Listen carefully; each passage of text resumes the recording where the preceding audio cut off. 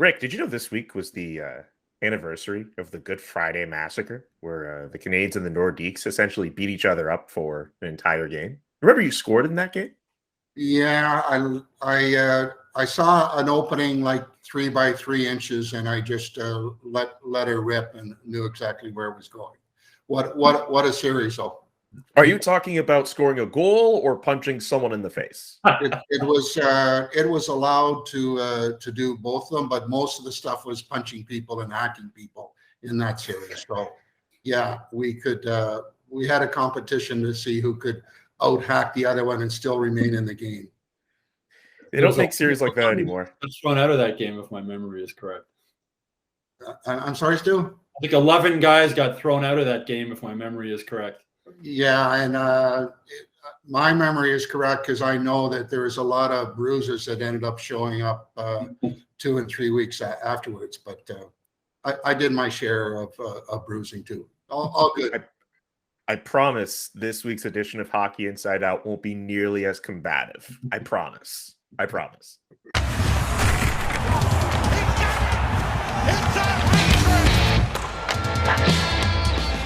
My name is Julian McKenzie, and this is Hockey Inside Out. Let's see our panelists for this week's edition. Stu Cowan is back in his chair. Good to see you. Rick Green is in Florida, enjoying all of the great temperatures and great stuff out there. And Dan Robertson is back with us for another episode.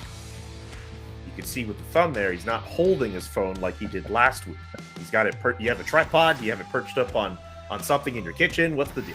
Yeah, it's on a chair, which is on about 6 books, one by Miles Goodwin, one by Gordon Lightfoot, one by James Duffy, and on a printer. So, yeah, it's not as glamorous as it might appear. I would love that James Duffy book. I'm a big fan of one James Duffy. Duffy. I've read it. It's good. Okay. I definitely, between you two, I'm going to have to find a way to borrow a copy. Anyway, let's talk about the Montreal Canadiens and one man specifically who, I have to admit, I wasn't sure when we were going to see him. I mean, I guess around this time would have made sense. But Carey Price is back in the net for the Montreal Canadiens. He plays on Friday against the New York Islanders. He plays Tuesday night against the Minnesota Wild. Even if those games don't result in wins for the Montreal Canadiens, he at least still got to play. You can say he wasn't the reason why the Montreal Canadiens lost those 2 games. Dan, obviously, you had the best seat in the house to watch Carey Price play and called every second of it, whether on radio or on TV. What were your impressions of Carey Price playing in both of those games against the Islanders and the Wild? That he looks like Carey Price, and that is a compliment. He was controlled, very calm, as we know Price to be. It's interesting. In both games, really, he, especially, I suppose, against the Islanders, it took a long time for him to get any action. And I don't think in either game there was an opportunity for him to make a brilliant save, like a play where he's really athletic and kind of steals one and keeps it out of the net. But I like the way he handled the puck. I mean, it's kind of reminiscent when you see him back there and just handling the puck to go a little further on that, the calm passes and helping the breakouts and that sort of thing. So he got more. I think the Wild spent more time in the Canadian zone in the first period than the Islanders did in the Canadian zone for the entire 3 periods. But no, he looked great, and I think most importantly, or as important as anything, after the 2 games, he said that he feels good. So good signs all around. Yeah, watching him, Julian, reminded me of a conversation I had with an NHL scout maybe 3 years ago, and he said, you don't appreciate great goaltending until you don't have it anymore. I'm sure that's something Rick could relate to from his playing days. And watching Carey in goal the last couple of games, you sort of forget just how technically sound he is, like how square he is to the puck all the time. And not a knock on Sam Montembeault, but, watching Montembeault and some of the other guys that have been in net, they don't have the technique that Carey Price has, but neither does 90% of the goalies in the NHL.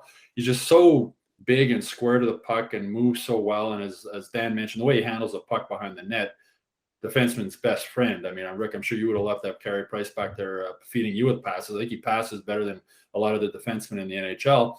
But, he looked good. He had a couple of awkward sort of moves in the game, the second game. And at one point, he looked like he maybe caught his knee. And I went, oh, boy. But he got up and he was fine from it. The other thing I've noticed from Carey Price is just how much more open and, I guess, friendly maybe he's been with the media. In his interviews. That's 3 he's done so far, and he's been very open, very honest. Pat Hickey asked him a great question about why a knee surgery that was only supposed to take 8 weeks originally to recover from has taken so long. And you have a great open and honest answer saying, yes, he did. People have this surgery. They're not goalies. They don't make the same movements I do. And he mentioned his age too. He said, I'm 34 years old.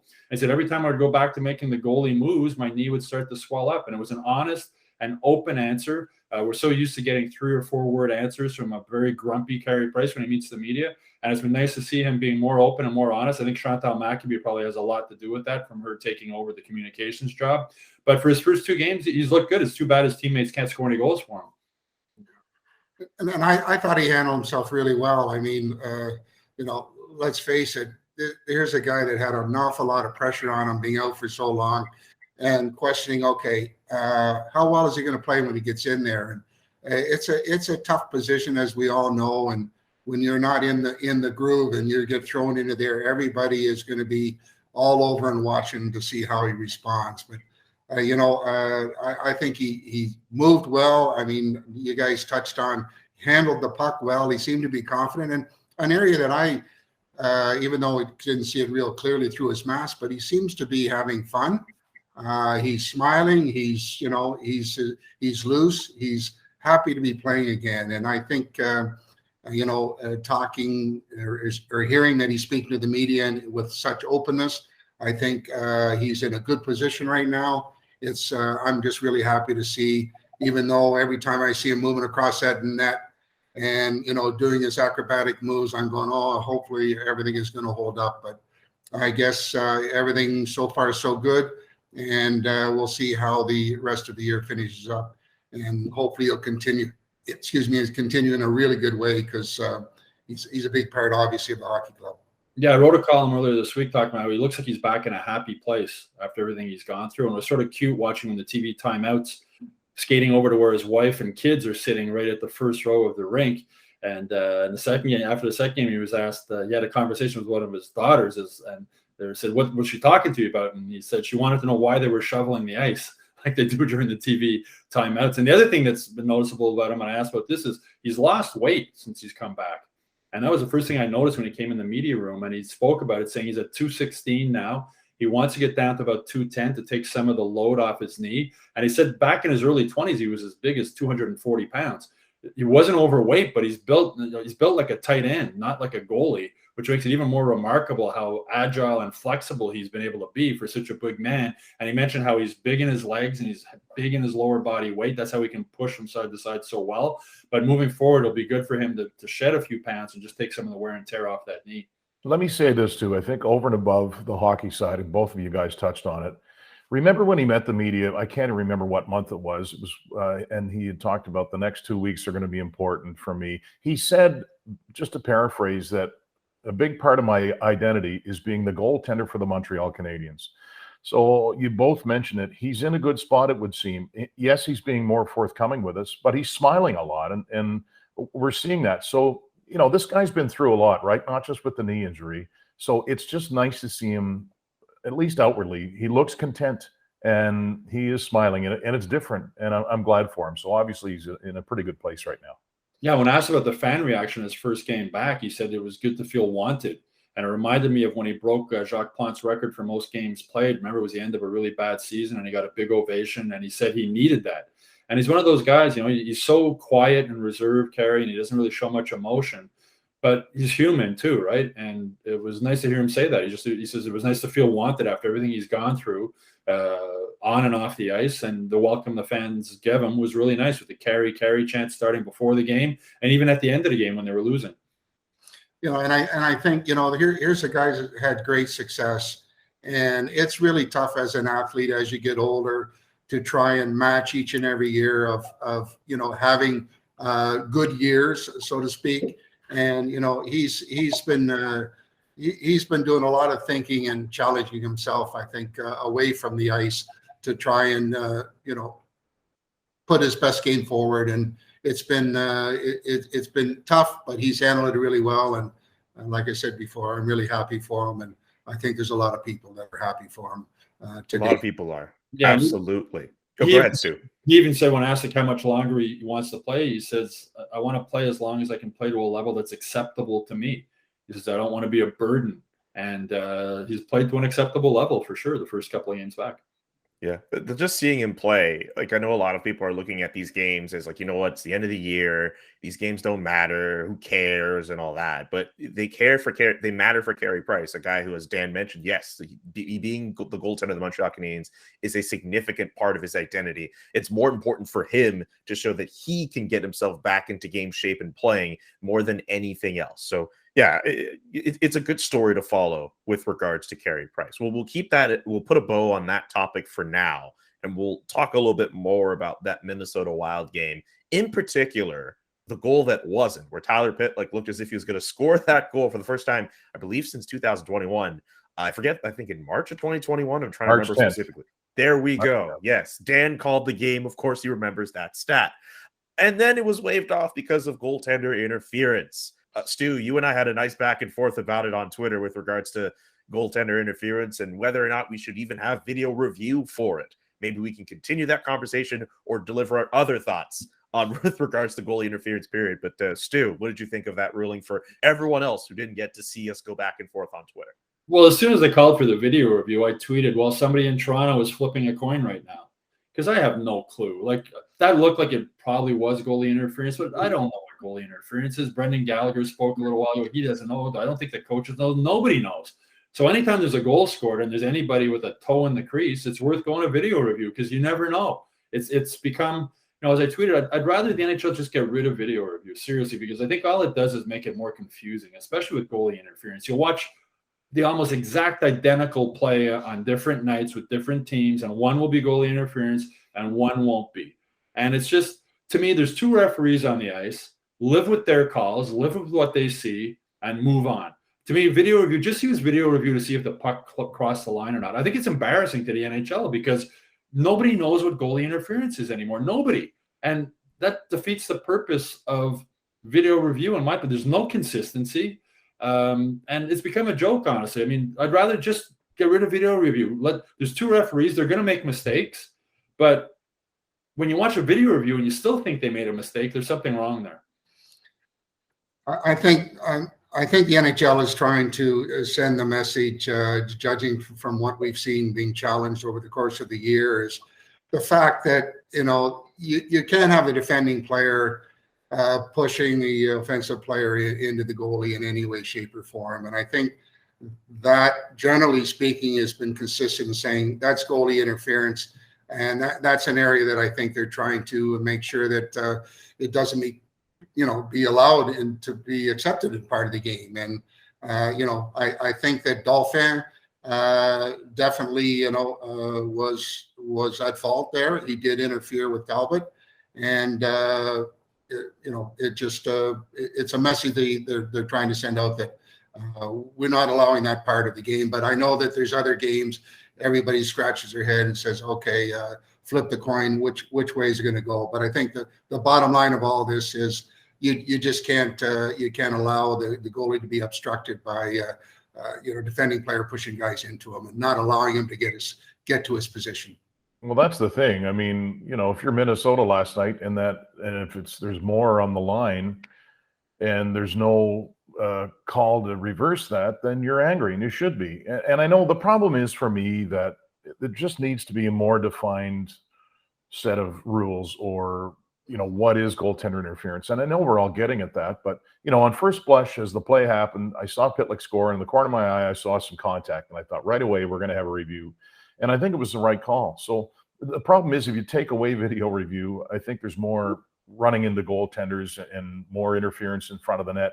But I don't think there's an easy answer. I mean, there isn't, or it would have been solved by now. But on the broadcast, I said it, as I always do when these calls come up, that I'll make a guess to myself, but I'm almost always wrong. And I was actually right that time, for what it's worth. But that's the problem, that I don't think it's a flip of a coin, but it's just that, the parameters aren't there to where it's black and white. I know every play is unique. I still think it needs to be in place because, if you're on the wrong side of the wrong call and there's a lot of stake, as I mentioned, that's a bad thing. But it has to be fixed somehow. I just don't know how.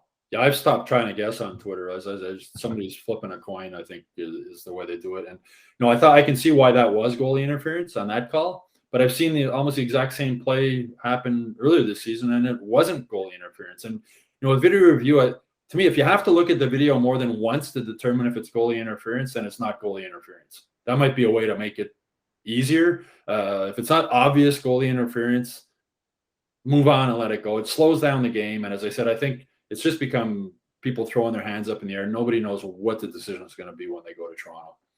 And I mean, let's look back at other years when they used to have the ruling on, nobody allowed in the blue paint, or you couldn't go into the blue paint, if you were already there. And I mean, there was so many points of confusion as far as how you read that thing.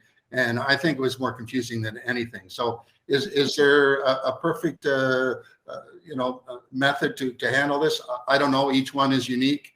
Other than, like Dan says, it's a little bit of a crapshoot as far as what you're going to get each and every night. But I know that down deep, they're obviously trying to eliminate the goalies being obstructed. And with the best thing last night was, I don't know if you saw it on TV, Tyler Pitlick was standing at the bench. Gallagher was sitting on the bench. They say no goal, and you see Gallagher with the head down, shaking his head as if to say, this has happened to me 1,000 times. It was so funny. Not to him. It certainly seems to happen to the Canadiens line. You were mentioning, Rick, that old toe in the crease ridiculous rule they had from one extreme to the other. There was a Stanley Cup winning goal that was scored that shouldn't have counted. There was a toe in the crease. But because halfway through the year, apparently, and no one realized it, they changed the rule. That was the excuse on all that, right? Well, it was a goal that wouldn't have counted during the regular season. And to follow that up, let's see what the goalie interference calls are in the playoffs. Oh boy, yeah. Let's see. Remember Carey Price getting dragged out of his net?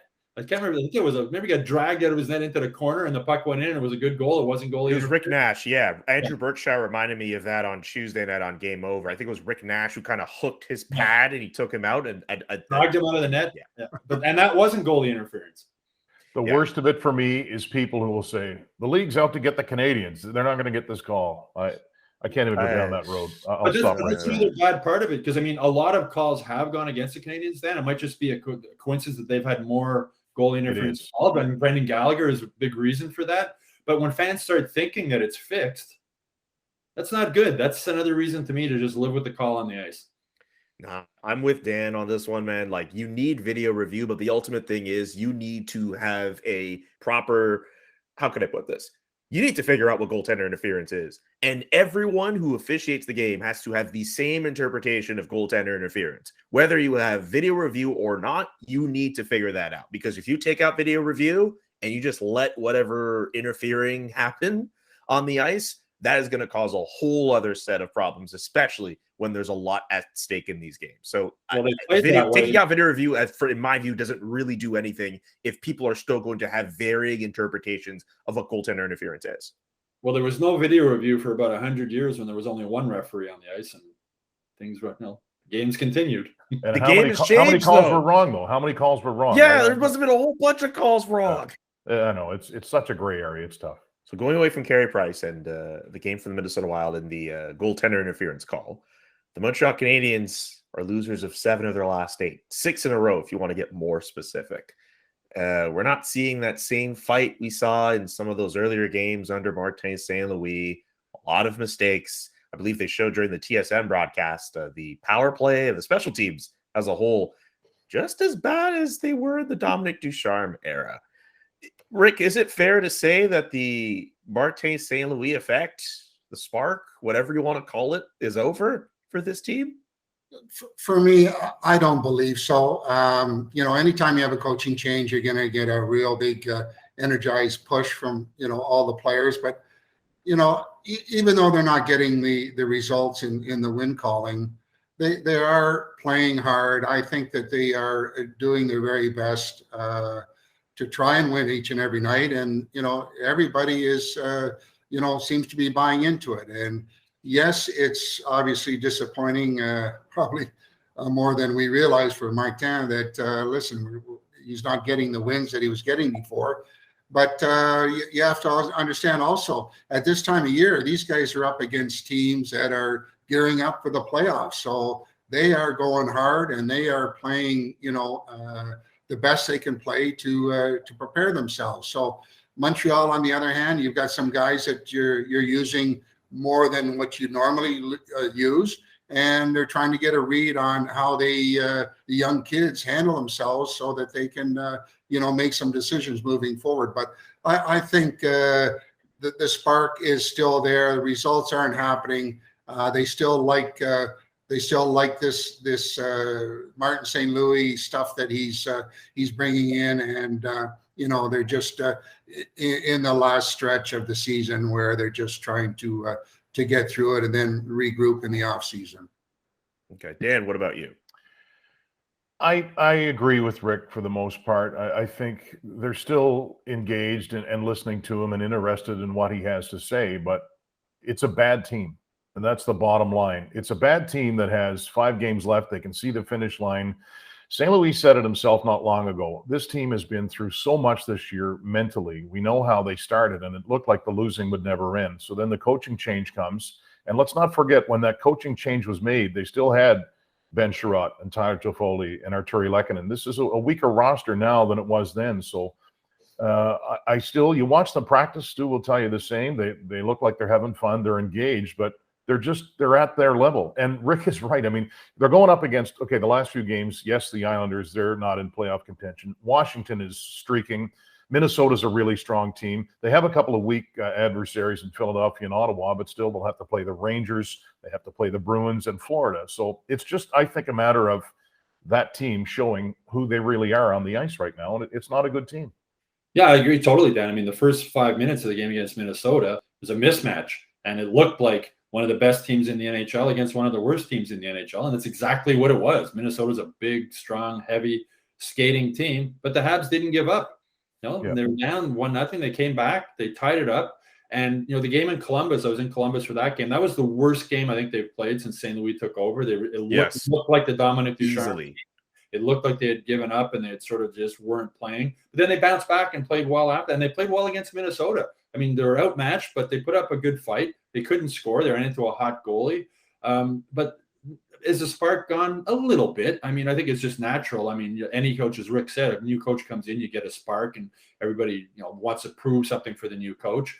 But they're still buying what he's selling. And Dan, you're right. I mean, we watched them at practice. The guys are still having fun. They're enjoying themselves being on the ice. St. Louis mixes up drills. His drills are fun. His little 3-on-3 games they play are a lot of fun. And St. Louis said it after the game against Minnesota too. As Dan mentioned, they've lost a lot of key players at the trade deadline. They're working new guys in and out of the roster. Jordan Harrison, that is not the same roster night after night. So the spark has gone a little bit. Maybe there's 5 games left. Guys see the end of the season. I'm sure, Rick would know this better than me. I mean, guys probably don't want to get hurt going into the summer. I'm sure guys aren't going to be sliding in front and blocking shots and things like that. But they're still buying what Marty St. Louis is selling.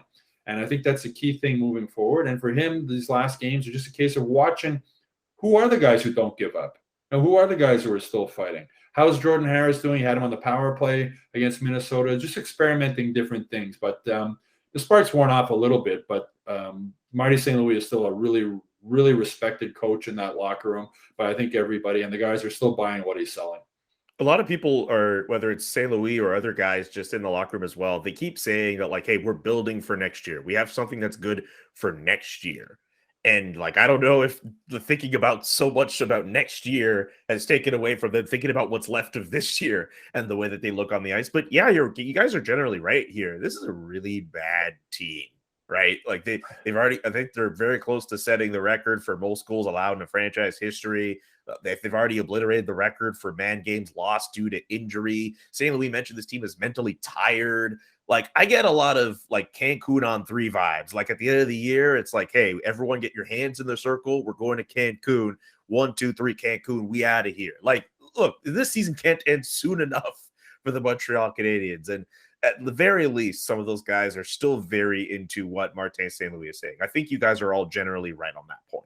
I don't believe in we're building towards next year. I don't. I mean, that's something to say. It's, you know what? You're going to hear at the start of next year, this is a clean slate. Let's forget about last year. What can you build? Very true. What can you build right now? I mean, yeah, you don't want to give up, but I don't buy it.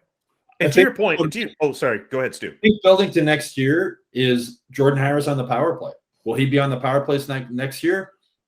Probably not, but this is an opportunity to see what he can do on the power play. So I think it's more looking to next year than building to next year. I think trying guys in different roles and seeing what they can do. So you have a better, I mean, training camp's one thing in exhibition games, but to see Jordan Harris on the power play in an NHL game against a really good team, I think is something they can look forward to next year. And just, let's see how he does and keep that in the back of your mind going into next season. Is that for sure, though? That's my thing about it, right? Because looking to next year, what is next year going to look like? Who's still going to be on this roster? Paul Byron is hurt. What's that going to mean for him going into next year? Jake Allen is on the team right now. He's hurt. Is he still going to be around?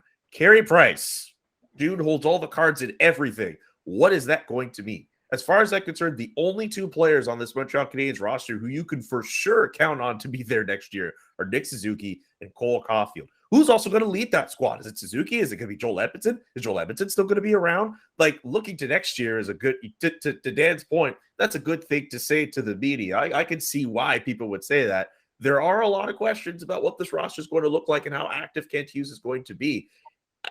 Yeah, maybe them saying we're looking at next year is just coach speak or just player speak.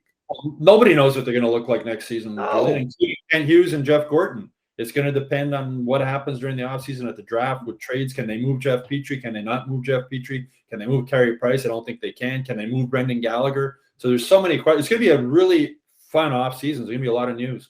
The players they have in the dressing room to date are going to be the same next year. I don't believe so. I think that this summer is going to be really interesting. And what this does for the organization, like I said before, is give them an opportunity to see some of these guys in situations they're not normally put in, and then they can help in their assessment of the future of them. But I strongly believe that they're going to have a much different group in the dressing room to start the season next year.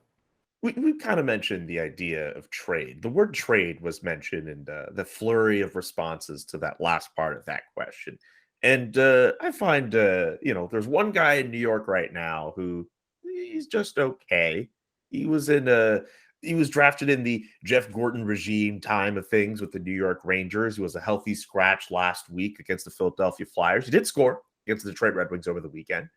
But I wonder if the Montreal Canadiens, in terms of them trying to figure out what next year's roster is going to look like, what if they took a flyer on Alexis Lafrenière, the number 1 overall pick from the 2020 NHL entry draft? This is just me being I don't think I could say the word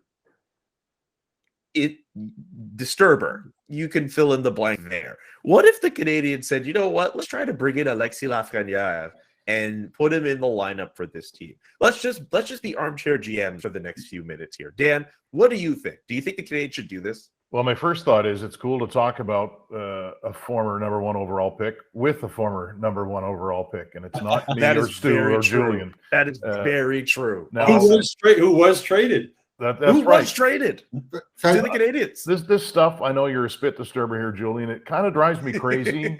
Okay, it's fun. The Canadiens need a first-line left winger. Is Lafrenière that guy? People who say, well, he's a bust. He's 20 years old. He's on a really good team playing in the bottom 6. He's going to be fine. He's going to be an excellent player. The other thing is, well, do we trade for him? Well, what are you saying? Okay, we'll give you a 3rd rounder. Yeah, sure, we'll do that. What would the Rangers want? Would they even entertain it? I'll say this. It would look good to have someone that age with that skill level on a line with Caulfield and Suzuki, because they're all around the same age. And that's fun to dream about. He's a local kid. That would be neat too. And I'd be interested to hear from Rick on this. I know Lafrenière started at 18. Rick, I think it was different in your day that you started at 20 in the NHL. There's a big difference between 18 and 20. He's still trying to find his feet, and the Rangers aren't going to let him go anywhere. No, I think what started this speculation, you believe, was a healthy scratch recently, and people started wondering. Yeah, he was last week. As you mentioned, he's 20 years old, was a number 1 pick. He has 17 goals at the time of this taping, so it's not like he's and playing in lower minutes. The other thing you got to remember, most number 1 picks go to really bad teams, and they get a ton of ice time, and they play on the number 1 line, and they play on the power play, and they get all that stuff. He hasn't had that with the Rangers. The Rangers got lucky and won the lottery. I mean, I'd be shocked if the Rangers would let him go. I mean, if they were, you're looking at probably the Canadiens' top number 1 pick this year, maybe both of their first-round picks, plus maybe something else. But if I was Kent Hughes, I'd be all ears, because you imagine at the Bell Center on draft day, if they announced they made a trade and they got Alexis Lafrenière and they bring him up on the stage with Suzuki And with Cole Caulfield, that's your number one line moving forward. The roof would come off the place. I don't see it happening, but people forget how young some of these kids are. He's 20 years old, and he's got 2 years of experience in the NHL. I mean, Joe Thornton struggled his first couple of years in the NHL too, and went on. He's going to be a Hall of Famer. So he's a young kid. It's interesting to talk about. It would be sort of cool if it happened, and I would be all ears if I was Kent Hughes as far as trying to get him. And the thing with Kent Hughes also, a lot of the trades he's made so far, instead of taking a second-round pick, he's taken a player who was selected in the second-round pick a couple of years earlier, who already has that 2 years of development and is ahead of the pace. And that would be the case if they were to trade a first-round pick this year for Lafreniere. You have another first-round pick, a number one guy who already has 2 years of experience, who's sort of ahead of the game a bit. Again, I can't see it happening, but it'd be sort of cool if it did.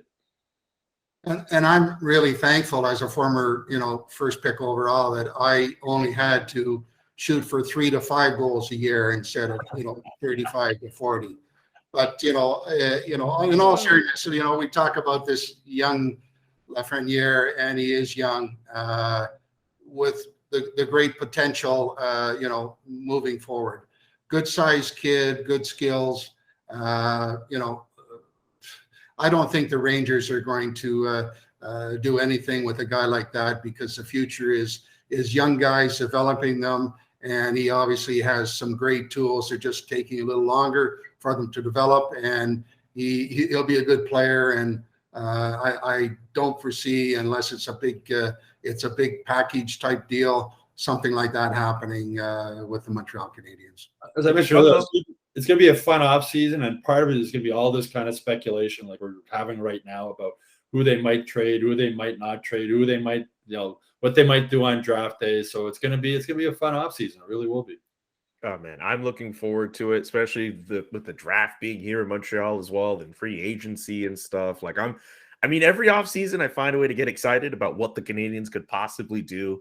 This one, just again, we're upping the ante in terms of excitement with what Kent Hughes could do and what the rest of this team could look like. Dan, thank you very much for joining us. Stu, thank you very much for coming back. And Rick, I hope you're enjoying Florida. This was another riveting episode of Hockey Inside Out. Gentlemen, thank you again. And viewers at home, thank you for watching this episode on YouTube. Subscribe to the podcast on YouTube. Subscribe to the Hockey Inside Out newsletter. You can go to montrealgazette.com/newsletters.